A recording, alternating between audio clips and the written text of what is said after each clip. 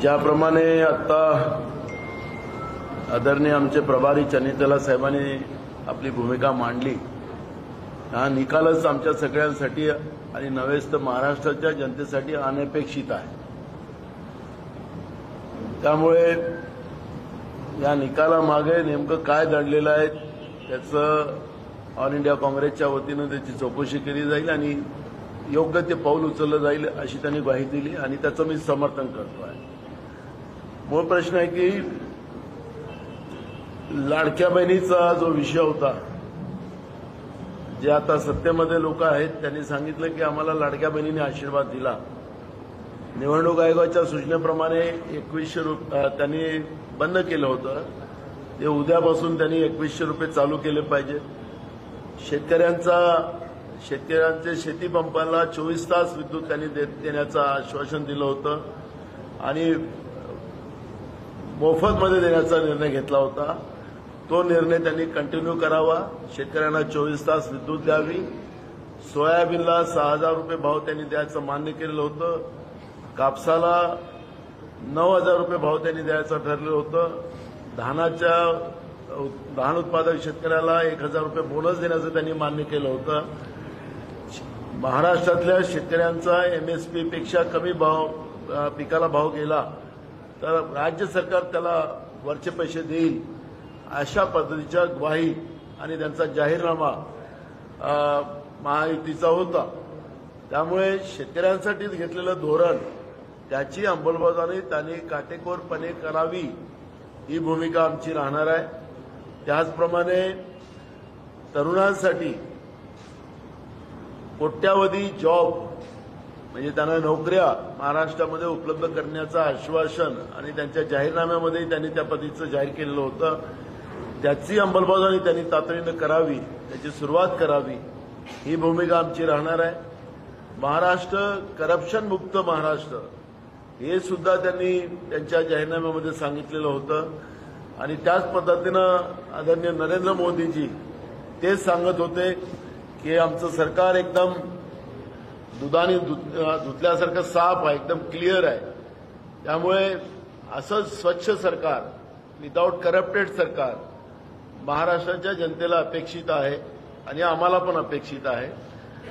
आणि ज्या पद्धतीनं महाराष्ट्राच्या संपत्त्या यांनी विकायला काढल्यात, ऑक्शन करायला सुरुवात केली, ती तातडीने यांनी थांबवावं आणि राज्याच्या तिजोरीचं जो आता जी काही परिस्थिती आज आहे ती परिस्थिती यांनी चांगली करावी ही आमची भूमिका आहे। आता एवढं बहुमत मिळालं की कधी नव्हे, एवढं मोठं चांगलं काम त्यांच्या मागच्या 2.5 वर्ष सरकारमध्ये केलं आणि जनतेने त्यांना तसा प्रतिसाद दिला असं ते लोक सांगतात आहेत। तर ठीक आहे, जनतेने तुम्हाला प्रतिसाद दिला, जनतेच्या आशीर्वादाने तुम्ही निवडून आलात, त्याला काही दुमताचा काही भागच नाही आहे। पण जे आश्वासन तुम्ही जनतेला दिलेले आहे त्याचं पालन तुम्हाला करावं लागेल ही भूमिका आमची राहणार आहे। आपण सांगितलं की आम्ही सगळ्या लोकांना, गरिबांना घरं बांधून देणार आहोत, ती पण अंमलबजावणी तातडीने केली पाहिजे। तर या सगळ्या भूमिका घेऊन आम्ही जनतेचे प्रश्न घेऊन आम्ही महाराष्ट्रामध्ये काँग्रेस लढेल आणि ठीक आहे, आज जे काही झालेलं आहे ते आपल्यालाही कळत आहे। जसं त्यांनी आताच चन्नीतला साहेबांनी सांगितलं त्याप्रमाणे की जे काही एक्झिट पोल येत होते त्याच्यामध्ये एवढं काही तफावत कुणाला दाखवत गेली नव्हती। तर याचाच अर्थ त्यांनी जो काही शंका व्यक्त केलेली आहे त्या शंकेबद्दलचं काही त्याच्यामध्ये काही निघालं तर निश्चितपणे होईल। आम्हाला कुठल्या ईव्हीएम मशीनबद्दलचं आणि कुठल्या याच्यावरची आम्हाला चर्चा करायची नाही आहे। आपण त्याच्यातून गैरसमज काढा, जसं आता मोसमीने विचारलं त्याप्रमाणे प्रियंका गांधी निवडून आल्या, झारखंडला निवडून आल्या, इथंच का, तर आम्हाला त्यावर चर्चाच करायची नाही आहे। पण याच्यावरचं चिंतन आम्ही करू।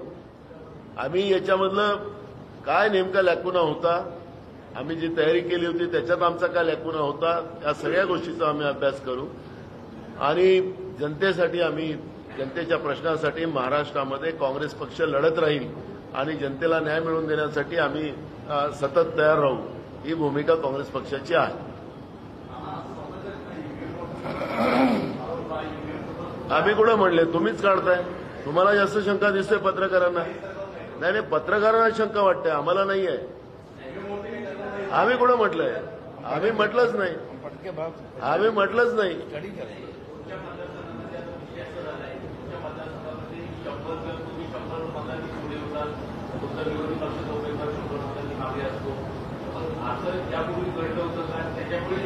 म्हणून आदरणीय चनितला साहेबांनी जे काही प्रश्न उपस्थित केले इथं, ते सगळ्यांसाठीच नव्हे तर या लोकशाहीच्या व्यवस्थेमध्ये काम करणाऱ्या चौथा स्तंभाची सुद्धा मोठी जबाबदारी आहे. लोकशाही वाचली पाहिजे, याच्यासाठी आम्ही सगळ्यांनीच प्रयत्न केला पाहिजे. आम्ही हारलो म्हणून याच्यावरचे चिंतन आम्हालाच करायची गरज नाहीये. हे चौथा स्तंभाला सुद्धा लोकशाही वाचवण्यासाठी भूमिका घ्यावी लागणार आहे. त्यामुळे जे काही प्रश्न आणि जे काही आम्ही आज पाहिलं आणि आम्ही डोळ्यांनी पाहिलं सगळ्या गोष्टी, ज्या नरेंद्र मोदींच्या सभेला लोक जमत नव्हते, शिवाजी पार्कच्या सभेचं तो चित्र आपण पाहिलंच होतं. महाराष्ट्रामध्ये सगळीकडे तीच होतं. देवेंद्र फडणवीसाला लोक जमत नव्हती, तुमच्या एकनाथ शिंदेला लोक जमत नव्हती, अजित पवारला लोक जमत नव्हती, आमच्या सभेला लोक जमायची. पण जे झालं आता त्याला काही आम्हाला आता त्याच्यावरचं हे करायचं नाही. पण हे चिंतनाचा विषय आहे. लोकांचा कौल हा आणि लोकांमध्ये चर्चा सुरू झालेली आहे. आता सोशल मीडियाला तुम्ही बघा, म्हणजे मी सांगण्यापेक्षा सोशल मीडिया तुम्हीच उघडा, तर सोशल मीडियावर आता लोक त्याच गोष्टीवरची चर्चा चालू आहे. विजयाची चर्चा नाही आहे. सोशल मीडियावर हे कसं झालं याच्यावरची चर्चा सुरू झालेली आहे. त्याच्यामुळे लोकांमधला हा संभ्रम आहे आणि म्हणून तीच भूमिका आदरणीय चनितला साहेबांनी मांडलेली आहे.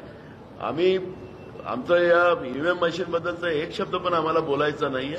पण हे झालं काय याच्यावरचं निश्चितपणे शोध घेणं ही काळाची गरज आहे आणि त्या पद्धतीचं पाऊल काँग्रेस पक्ष उचलेल.